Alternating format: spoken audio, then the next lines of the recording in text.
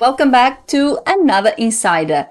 This week we continue our month of February revisiting a few videos that I have done in the past and that got a lot of track from you guys, and I realized that maybe I should revisit them, update a few topics, a few things that are important and relevant to these topics. And today we are going to revisit my videos. Actually, there's two of them on this topic about glossaries and building your own glossaries. So come with me. Let's talk about glossaries.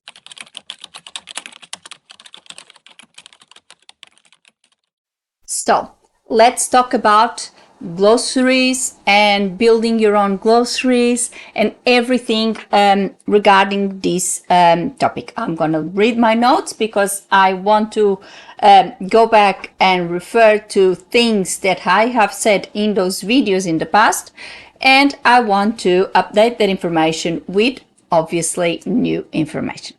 So first, in my previous videos, and there was two of them, I've spoken about this topic twice in the channel.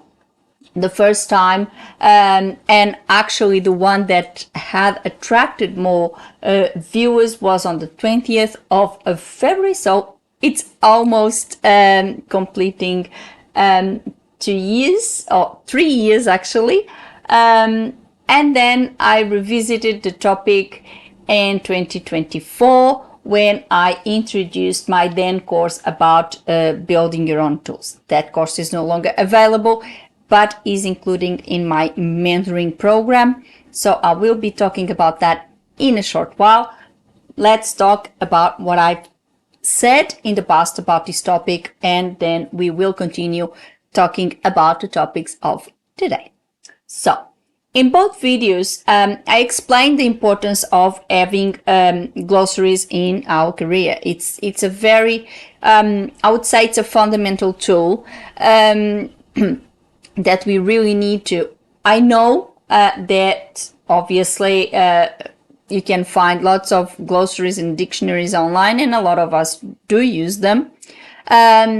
Also, if you use a CAT tool, and I know I have said this in both of my past videos, if you use a CAT tool, you don't really need to build your own glossary because your CAT tool is already doing that for you. You already have all the terms that you go and insert in the process of your doing your projects. So when you insert a new text and you start translating it, the CAT tool is capturing all the words that you have used, because if you when you insert a new project, and if that project has any repeated words or words that you have used previously, the CAT tool will automatically present them to you as an option or as a solution for the translation of that particular term. Obviously, you always have to make sure it is actually correct, because we know that in many languages, all languages, sometimes a word may have more than one meaning, and context is fundamental in here. You always need to see if it is the correct term for that context, because if you put a term that might be correct in another context but it's wrong in that, you will lose accuracy, and of course you won't be translating correctly, but that's for another video. So you know that is as I said, lots of options out there, but it's also important to have your own. And as I said, CAT tools already build it, but if you don't use CAT tools, if you don't work with CAT tools, you can build your own, really simple, and they complement all of these other tools that you may have, because, for example, it saves you time. Every time that you do a project, if you find, you do a research, you find a specific term, you insert in your glossary, so it basically does the equivalent of what a CAT tool would do.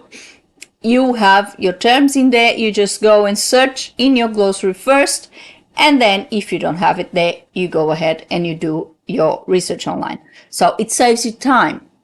And it's something that is, you know, very, very handy, I would say.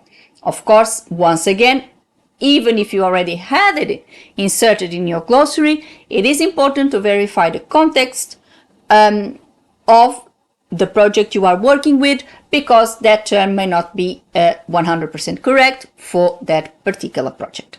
And obviously, if you find other meanings that with other contexts may be linked to that word, you can obviously have it in your own glossary. So I don't think I would need to say this, because you already know that if you find other terms, you can obviously add them. Now, I built, and I have said this in my previous videos, I built my glossaries very simple using Access. Now, we have a little issue here, because for Mac users, the application Access, Microsoft Access, is not available. I did my research and I found that this application is not available for Mac users. However, I would recommend, if you do work with a Mac laptop or computer, you do your research, because apparently there's a few workabouts, there's a few things that you can do and work around this in order to be able to use it. Honestly, I don't use a Mac, so I am not very confident with Mac computers or Mac products. I don't use them. So, but I know, I did my research for this video, and I know that apparently there is a solution out there. But for my Windows users, it is very, very simple to build something like this with Microsoft Access. That's how I built my glossaries, and it's really, I would say it wouldn't take you more than 1 hour to build all the structure, all the database that obviously supports your glossaries, and then of course populating that database. It's according to whichever terms you have there, and it's also something that you would have open to you know, add new terms as you go along, as you work, and as you come in contact with more terms that need to be added. So I think it's very simple. What I do for those, it's really a very simple task. It doesn't really get you much. So you start with a table, you build a table that supports the whole process with, of course, the term, the category, because this is very important. The table in your database will be the base for everything else that you're going to do. So given that you may want, and I think for the purpose of having it more organized, and when you're looking for terms, you have something more organized. If you want something more organized, you can define categories, for example, legal, finance, whatever categories you might want or work with. And that then will support your queries, that will then give you the subglossaries, or I don't call them subglossaries, I just call them glossaries, and I subdivide them. So let's go and talk about this. So the table, you will have your term, you will have obviously the definition in the other language, and the category. Can be legal, can be general translation, can be I don't know, finance, can be taxation. I mean, it's up to you, whatever categories you want to put on your glossaries. Then you build that, and then with this you go through the queries. And when you build your queries, you need to specify in each query for each subglossary, which as I said, I did not call it subglossary, I called it glossary. I called it legal glossary, financial glossary, whatever. And in each of those queries, you need to set that you just want the terms that are associated with that particular category. And then from there, you have the basis with this, with the table, you build a form. That's where you insert all the new terms.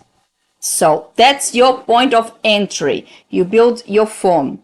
Then the queries will be the base for all your reports, and the reports will be the list. So it will be your glossaries. Then you build your reports based on those queries, because those queries are the ones that are selecting the terms that you chose for that particular category. So if you are looking, for example, to medical terms, you go into your medical glossary, and that query will run the entire database and pick all the terms that you have inserted that are associated with the medical terms. Then, to make it really look nice and cool, you can do a home page and create buttons where you just click on the button and opens your reports, and you have also your form to insert your terms, and you have everything organized. That's how I've done it. Back in the day, I inserted actually in my second video, it was at the time that I introduced the course that I had about building your own tools. That is no longer available because I closed my school on Teachable, and now with System I have only one course. But if you sign up for my 12-month mentoring plan, you have access to the business course, which touches the tools, touches the subject of building your own tools, and then you can also be part of our weekly meetings where you can discuss several things, and the master classes. And in these master classes, I will be going through building your tools individually. So I'll be talking about different things on each masterclass. One masterclass will be about building your management system, the other one about the glossaries, etc., etc., SEO, building your website, building all these tools that support your business, with, of course, the business course. So if you sign up for my mentoring program,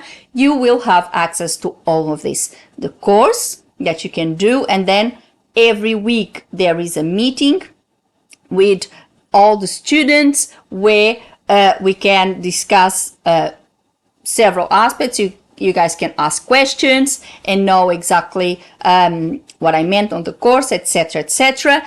And then you have master classes that will come. I will see the progress of my students, and when it's actually relevant, I will hold a master class where we actually talk about those specific topics. So they are actually included in the progress of the students.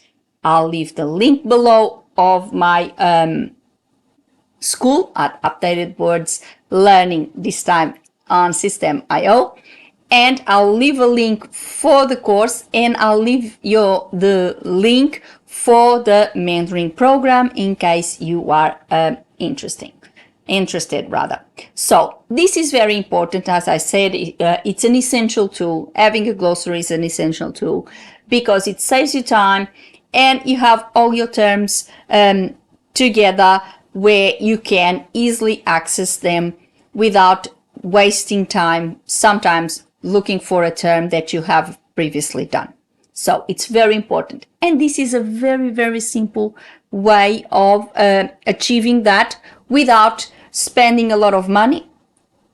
Most of us have Microsoft access because we work with Microsoft Office. So most of us would have this application anyway. So it's just using it to our advantage and having everything organized. Of course, for those of you who have a CAT tool, The cat tool is very handy on that because it already creates the glossary for you. You already have all the words, and every time you get a new project, the cat tool will fish all the words that have been previously used and present them to you as solutions for that translation.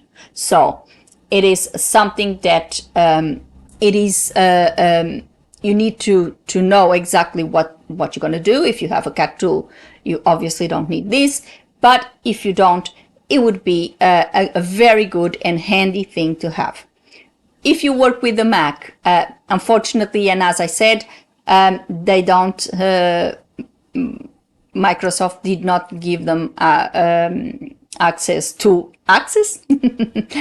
pun unintended, and apparently there's a few workabouts, but I'm honestly not going to delve into that because I'm not very familiar with Mac products. I do not use them, but during my research, I have read that there are a few things to do, and I'm pretty sure that for my Mac user viewers, they probably already know about this because most probably they have already tried it or done something with Access.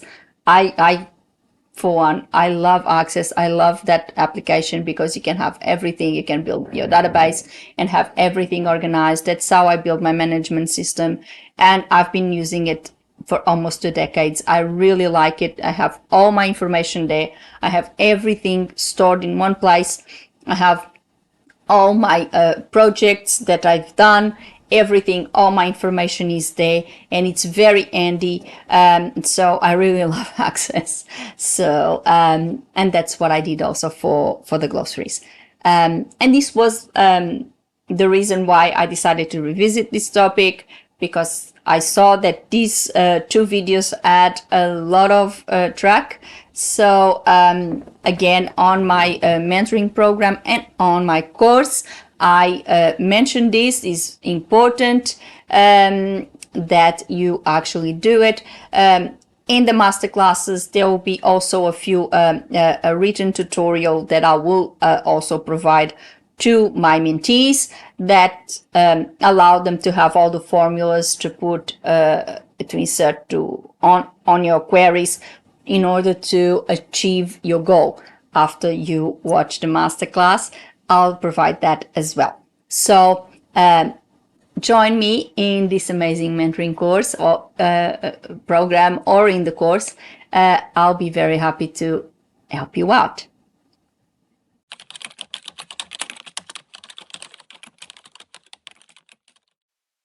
And that's all for today. I hope you liked this video about the glossaries and how you can build your glossaries. It's very simple. Really doesn't take you much time at all to build the whole structure. I would say less, depending on which categories you choose and how many categories you choose, because the more categories you will have, more sub-glossaries and more queries to build than reports, of course. But honestly, I would say way less than 1 hour to build the whole structure, and then it's just populating the database. But that, I would say, it's according to your daily work. Of course, there is plenty of glossaries and dictionaries online that you use in your research, but the purpose of having a glossary, and the reason why I think is very important to have your own, is that if you use the same term again, you don't need to go and do that research again and waste time doing something that you had previously done and have that term already there with a possible translation that you can see, oh, okay, I can use this. So I think it's very important. I started my glossary. Actually, this was something that I was taught when I was doing my course. And back then, obviously, my teacher did not mention anything in Access, or she was just saying having, she was actually using, I think, back in the day, I think she was saying something in Word. I cannot, honestly, I cannot remember. But me being the database girl, and as I said, I really love Access. I really love my databases. I love to have everything there, and the speedy way that you can access your things using a database. You just click and all the data appears because you have set up everything. It might take you a little bit to set up the database to start with, but once you start, you have everything set up and you have all your database set up, then it's so easy. You just run the query or you just run the report and it shows everything that you had put there. So it's very easy, very simple, takes no time to build, I would say, and it's really handy. Now, I hope you like this video. As I said, if you are starting your career or if you want to take your business to another level, have a look at my business course for translators or my 12-month mentoring plan, where you have access to the course, you have access to weekly meetings, you have access to the community, of course, and you have access to these masterclasses where I will specifically talk about building all these things, building your glossaries, building your management plan, or should I say management system, building your website, getting your SEO done, all of those things that are very, very important when you are running a business. And let's face it, times are really tough at the moment and we really need to cut costs. That's part of being an entrepreneur. That's part of running a business, is always looking at your bottom line and trying to minimize your costs to maximize your profit. And if you can do things yourself, of course, you are cutting on those costs, because of course you can pay for a management system. You can there's plenty of CRMs there that you can pay for and give you lots of options, and you can do lots of things, but then you have that expense every month. So if you can do it yourself, you find something that is very handy, that is functional, that works, and you didn't pay a dime for, because it is included in already something you have, which in this case, Microsoft Office, that I would say every translator has, because it's an essential tool for our work. We all need to work with Excel spreadsheets, Word files, PowerPoints. We all need to work with these applications, even with the existence of things like Canva. Sometimes clients send things in Microsoft because most companies, that's what they use, and we need these applications. So I think this is a very cost-effective way of having everything organized, have everything in one spot, handy. So when you start a new project, if you don't have a cut tool, if you don't use a cut tool, you have your terms there. You can just go there, and there's a search option as well that you can search for that particular term and see where, if you have it in a database. So you have two options. You either open your form and there's a search, you search for the term and see if it appears the entry, or you go and open the report that is based on that query for that particular category, and you'll see all the names there, and there's also a search option there. So this is what I wanted to say. That's why I wanted to revisit the glossary topic. I hope you liked it, and of course, if you have any topics, anything that you would like me to discuss this year, please leave a comment below. Let me know, or if you have any questions in regards to building your own glossary. If you are building your own glossary and you came across with a few issues that you would like to talk about, please leave me a comment below. I'll be very happy to help you out. And of course, put a like on the video and subscribe the channel if you haven't already, with a little click on the bell so you don't miss out any of the action on the channel.